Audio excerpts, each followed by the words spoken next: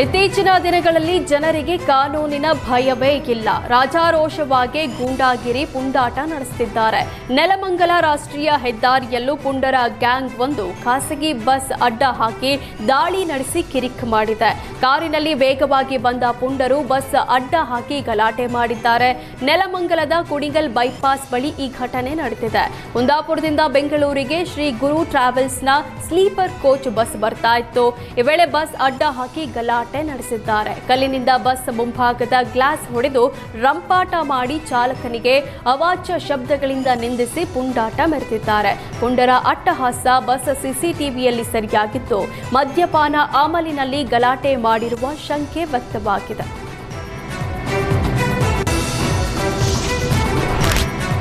ಸಿದ್ದರಾಮಯ್ಯ ವಿರುದ್ಧ ಮುಡಾದಿಂದ ಅಕ್ರಮ ಸೈಟ್ ಪಡೆದ ಪ್ರಕರಣ ಸಂಬಂಧ ಸ್ನೇಹಮಯಿ ಕೃಷ್ಣ ಮತ್ತೊಮ್ಮೆ ಹೈಕೋರ್ಟ್ ಕದ ತಟ್ಟಿದ್ದಾರೆ. ಲೋಕಾಯುಕ್ತ ಬಿ ರಿಪೋರ್ಟ್ ಪ್ರಶ್ನಿಸಿ ಹೈಕೋರ್ಟ್ಗೆ ಮುಡಾ ಕೇಸ್ ದೂರುದಾರ ಸ್ನೇಹಮಯಿ ಕೃಷ್ಣ ಅರ್ಜಿ ಸಲ್ಲಿಸಿದ್ದಾರೆ. ಅಕ್ರಮ ಸೈಟ್ ಸಂಬಂಧ ಸಿದ್ದರಾಮಯ್ಯ ಮತ್ತು ಅವರ ಪತ್ನಿ ಪಾರ್ವತಿ ಸೇರಿ 4 ವಿರುದ್ಧದ ಕೇಸ್ ದಾಖಲಾಗಿತ್ತು. ಆದರೆ ಸಾಕ್ಷ್ಯಾಧಾರಗಳ ಕೊರತೆ ಕಾರಣ ಕೊಟ್ಟು ಲೋಕಾಯುಕ್ತ ಬಿ ರಿಪೋರ್ಟ್ ಕೊಟ್ಟಿತ್ತು. ಜನಪ್ರತಿನಿಧಿಗಳ ಕೋರ್ಟ್ ಲೋಕಾಯುಕ್ತ ಬಿ ರಿಪೋರ್ಟ್ ಅನ್ನ ಅಂಗೀಕರಿಸಿತ್ತು. ಇದೀಗ ಬಿ ರಿಪೋರ್ಟ್ ಅಂಗೀಕರಿಸಿದ್ದ ಸೆಷನ್ಸ್ ಕೋರ್ಟ್ ಆದೇಶ ಪ್ರಶ್ನಿಸಿ ಅರ್ಜಿ ಸಲ್ಲಿಸಲಾಗಿದೆ.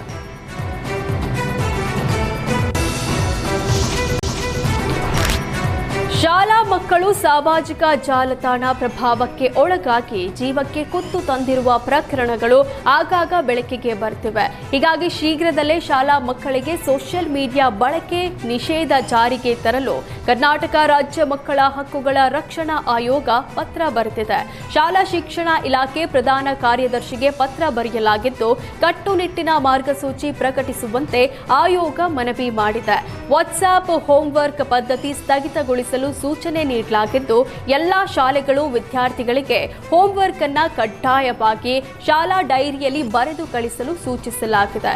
ಪೋಷಕರು ಅಥವಾ ಮಕ್ಕಳಿಗೆ ಮೊಬೈಲ್ ಮೂಲಕ ಹೋಂವರ್ಕ್ ಕಳಿಸುವ ಪದ್ಧತಿಯನ್ನ ತಕ್ಷಣ ಸ್ಥಗಿತಗೊಳಿಸಬೇಕು. ಶಾಲಾ ಪ್ರಕಟಣೆಗಳಿಗೆ ಮಾತ್ರ ವಾಟ್ಸ್ಆಪ್ ಗ್ರೂಪ್ ಬಳಸಲು ಸೂಚನೆ ನೀಡಬೇಕು ಅಂತ ಪತ್ರದಲ್ಲಿ ಉಲ್ಲೇಖಿಸಲಾಗಿದೆ.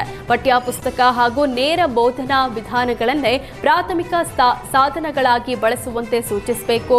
ಪರಿಶೀಲನೆ ನಡೆಸಿ ನಿಯಮ ಉಲ್ಲಂಘನೆ ಮಾಡಿದ ಶಾಲೆಗಳ ವಿರುದ್ಧ ಕ್ರಮ ಕೈಗೊಳ್ಳಬೇಕು ಅಂತ ಪತ್ರದಲ್ಲಿ ಮನವಿ ಮಾಡಲಾಗಿದೆ.